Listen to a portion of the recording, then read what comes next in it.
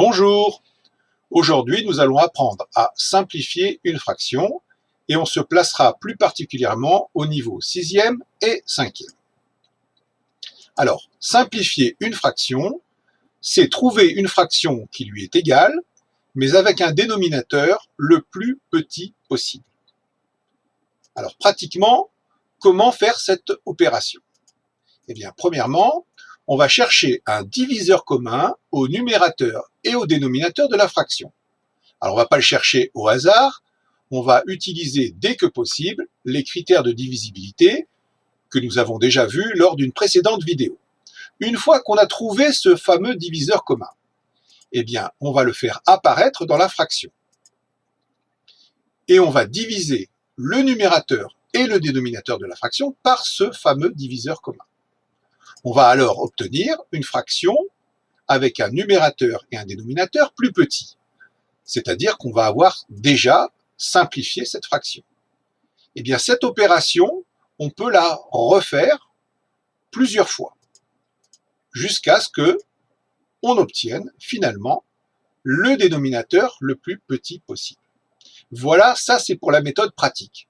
Voyons sur un exemple particulier et précis ce que cela peut donner. Alors, imaginons qu'on nous demande de simplifier la fraction 90 sur 126. Alors, le premier constat, c'est que 90 et 126 sont tous les deux des nombres pairs. S'ils sont pairs, c'est qu'ils sont divisibles par 2. Donc, le diviseur commun, ça sera 2. Je vais donc le faire apparaître dans ma fraction. Et je vais pouvoir écrire que 90 sur 126 égale 90 divisé par 2 sur 126 divisé par 2, soit 45 sur 63. Donc 45 sur 63, c'est une version simplifiée de 90 sur 126, notre fraction initiale. Je pourrais m'arrêter là, mais je peux observer que 45 et 63 ont une particularité, c'est qu'ils sont tous les deux divisibles par 9. Donc je vais diviser 45 et 63 par 9.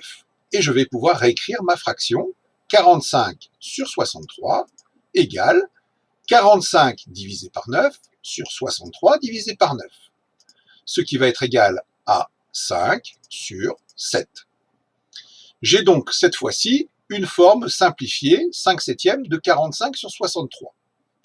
Mais cette fois-ci, 5 et 7 n'ont aucun diviseur commun autre que 1. Donc je ne vais plus pouvoir ni diviser le numérateur et le dénominateur par un même nombre. On dit dans ce cas-là que cette fraction, elle est irréductible, c'est-à-dire qu'on ne peut pas la réduire. Il ne te reste plus qu'à conclure la forme simplifiée de 90 sur 126 est 5 septièmes. Voilà, c'est pas plus compliqué que ça. J'espère que cette fois-ci, tu auras bien compris la méthode et que tu seras capable de simplifier autant de fois que nécessaire une fraction. À bientôt!